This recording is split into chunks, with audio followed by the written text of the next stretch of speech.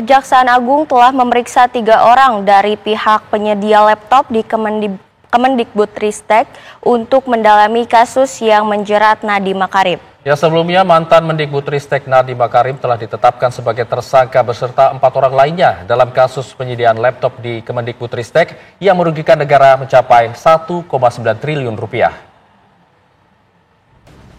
Kejaksaan Agung terus mendalami kasus korupsi di Kementerian Pendidikan, Budaya Riset Teknologi Kemendikbudristek dalam program digitalisasi pendidikan 2019-2022.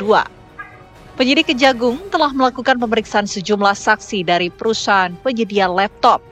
Ada 3 orang saksi yang telah diperiksa dalam kasus yang menjerat mantan Mendikbudristek Nadiem Anwar Makarim. Saudara Nadiem telah ditetapkan tersangka dan sudah dilakukan penahanan oleh penyidik. Sedangkan terhadap pihak-pihak yang terkait ini di beberapa baik perusahaan yang dianggap keterkaitan dan bagian dari penyedia sudah dilakukan juga beberapa pemeriksaan oleh penyidik dalam rangka untuk pembuktian terhadap yang bersangkutan. Sebelumnya, Kejagung telah menetapkan Nadiem sebagai tersangka kasus korupsi pengadaan laptop di Kemendikbudristek pada awal September.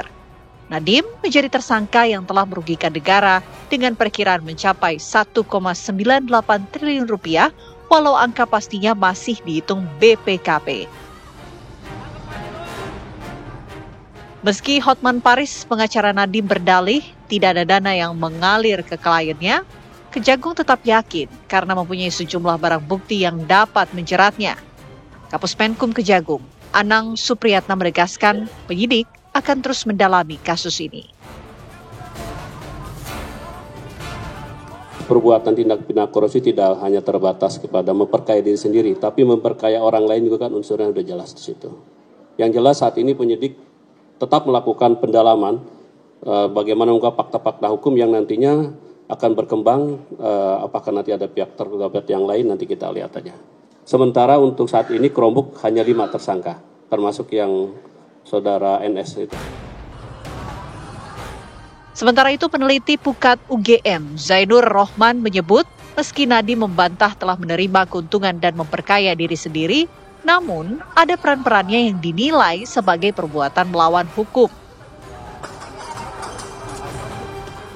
Ya, dalam kasus Nadiem ini mens reanya terlihat dari pertemuan-pertemuan yang dibangun oleh Nadiem dengan Google Indonesia.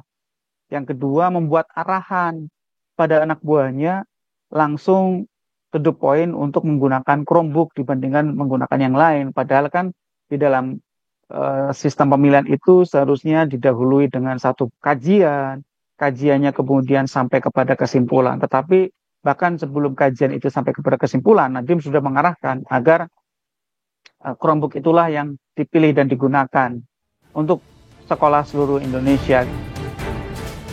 Saat ini Nadiem telah ditahan di Rutan Salemba, Jakarta sejak ditetapkan sebagai tersangka. Dalam kasus korupsi laptop di Kemendikbudristek, ada 5 orang yang telah ditetapkan sebagai tersangka, serta 1 orang bernama Juristan yang merupakan staf Nadiem masuk dalam daftar pencarian orang. Tim TV One mengabarkan.